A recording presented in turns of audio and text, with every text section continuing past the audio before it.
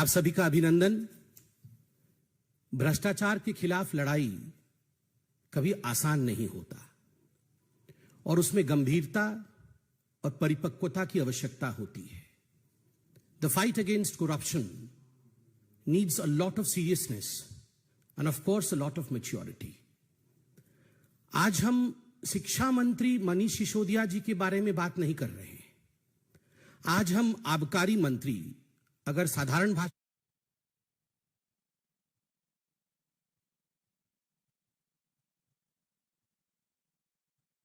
Party कहीं ना कहीं अपनी शिक्षा नीति, अपने स्कूल, इनके विषयों को सामने लाकर मनीष सिसोदिया की रक्षा करने की कोशिश कर रहे हैं।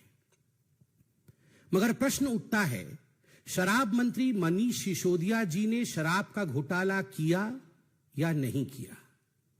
क्या यह हकीकत नहीं है कि आज दिल्ली में बच्चा बच्चा ये जानता है कि आम आदमी पार्टी और मनीष सिसोदिया जी ने अपने कमीशन के चक्कर में, यह एक टेक्निकल विषय है, हर कोई जानता है कि जहां तक होलसेलर की कमीशन का विषय था, पहले जो कमीशन 2% का था, उस कमीशन को बढ़ा करके 12% का कमीशन किया गया था।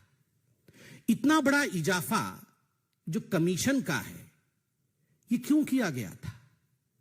ताकि इस कमीशन से मोटा माल, मोटा फायदा, एक प्रॉफिट बैकडोर से आम आदमी पार्टी कमा सके। और दुख का विषय यह है कि दिल्ली में बच्चों की जिंदगी को, स्कूल्स के आसपास जो बच्चे हैं, उनके जिंदगी में कहीं ना कहीं शराब घोल करके, कहीं ना कहीं दिल्ली में नशे को बढ़ा करके, उसमें से कमीशन खोरी की जो बदबू थी, आज पूरे दिल्ली को ये पता है। Everyone knows as to how to enhance their own commission. The Aam Aadmi Party had tried its best to spread addiction of liquor in Delhi. एक के साथ एक मुफ्त, किस प्रकार की नीतियों के माध्यम से स्कूलों के पास, वही अरविंद केजरीवाल, आप याद करिए 2014 के पहले जब चुनाव नहीं हुए थे, तो यही अरविंद केजरीवाल जी कहते थे कि हम मोहल्ले मोहल्ले जाएंगे, वहां पर हम मोहल्ला पार्लियामेंट करेंगे और वहां सदन में पूछेंगे महिलाओं से कि आप क्या चाहती हैं, कि हमारे मोहल्ले में शराब की दुकान बंद होने चाहिए या खुलने चाहिए। बहुत शराब के ठेके खुल रहे हैं मोहल्लों में। ये शराब के ठेके अगर महिलाएं कहेंगी बंद होनी चाहिए तो हम बंद कर देंगे।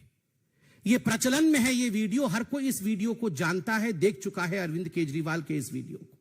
और वही अरविंद केजरीवाल जब चुनाव जीत कर आते हैं, तो ठीक उससे उलट कितनी कॉलोनियों में अधिक से अधिक शराब की दुकानें खोली जा सके, स्कूलों के पास कैसे शराब की दुकानें खोली जा सके, हमारे रिलीजियस वर्शिप प्लेसेस के पास कैसे शराब की दुकान खोली जा सके, इसका पूरा का पूरा एक षड्यंत्र किया, केवल और केवल भ्रष्टाचार और कमीशन के लिए।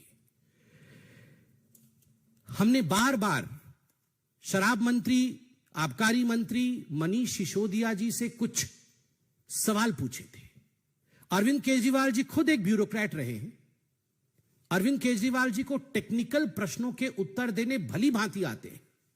मगर मैं आपसे पूछता, इतने महीनों में लगभग 1 साल का समय गुजर गया, क्या अरविंद केजरीवाल जी ने या उनकी टीम में से किसी एक व्यक्ति ने एक्साइज पॉलिसी को लेकर कोई टेक्निकल प्रेस कॉन्फ्रेंस किया?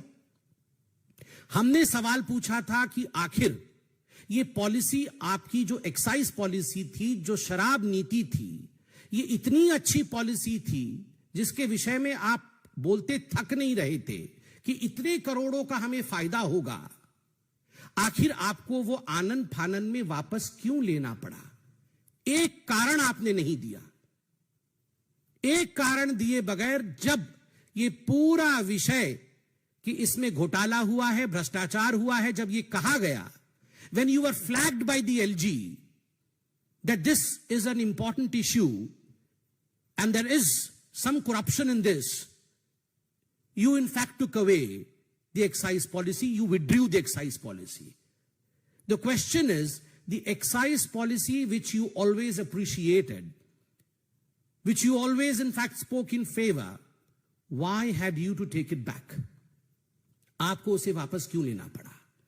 दूसरा, हमने बार बार पूछा कि ये होलसेलर्स का कमीशन आपने 2% से बढ़ा करके 12% क्यों किया?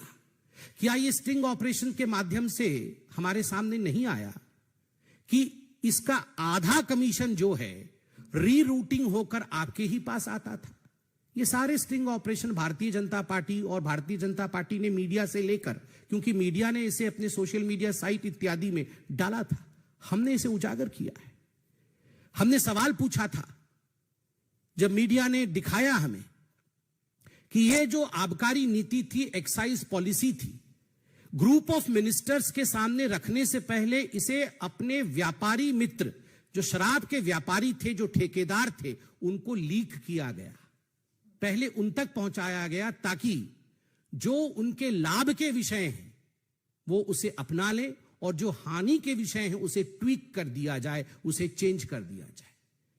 क्या यह हकीकत नहीं है कि हमने सवाल पूछा था कि ब्लैक लिस्टेड कंपनीज जो थी, कानून के मुताबिक ब्लैक लिस्टेड कंपनीज को मनीष सिसोदिया जी और आम आदमी पार्टी की सरकार उन्हें ठेका नहीं दे सकते थे, मगर क्या कारण था कि मनीष सिसोदिया जी ने बतौर शराब मंत्री दिल्ली को शराब में डुबोने के लिए आपने ब्लैक लिस्टेड कंपनीज को भी ठेका दिया?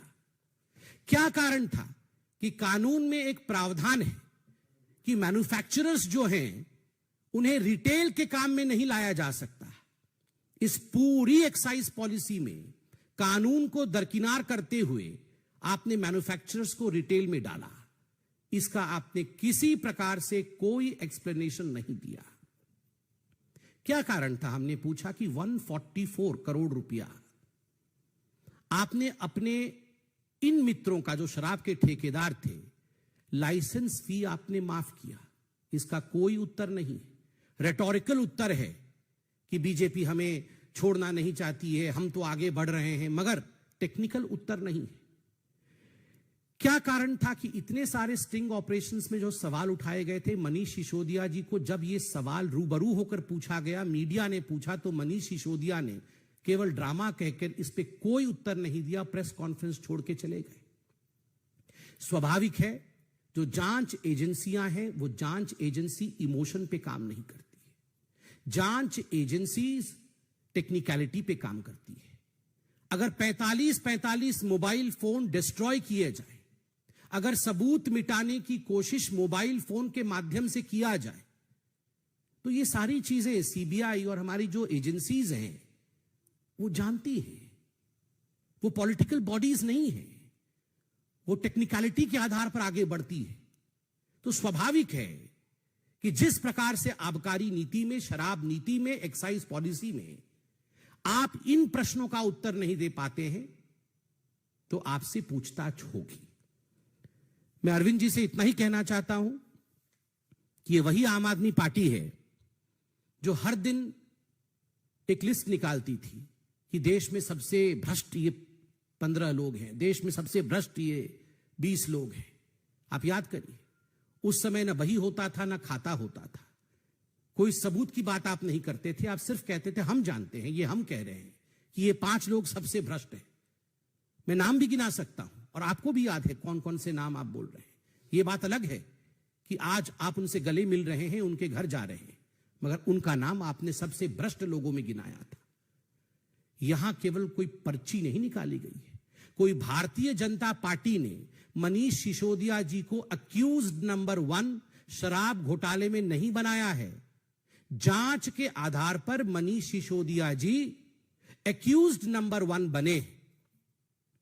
जिस प्रकार से बच्चों की जिंदगी के साथ खिलवाड़ करने की कोशिश की, मुझे तो शर्म आता है ये कहते हुए कि आज पूरे विश्व में ऐसा कोई शिक्षा मंत्री नहीं होगा जो शराब के घोटाले में गिरफ्तार किया जा रहा होगा।